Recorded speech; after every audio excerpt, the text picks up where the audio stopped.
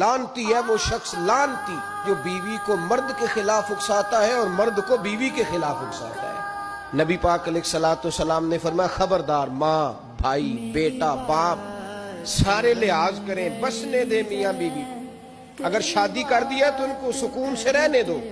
تم دو جملے کہہ کے چلے گئے، کوئی عیب نکال کے جو چھپا ہوا تھا خامن کی نظر میں وہ نکال کے بتا دیا کہ تیری بیوی یہ کام بھی کرتی ہے، اب تم تو ہٹ گئے وہ بات کہہ کے، اب انہوں نے اکٹھے رہنا ہے، ان کی زندگی مصیبت کا شکار ہو گئی، آزمائش میں آ گئے وہ دونوں، ساری زندگی کڑتے رہے۔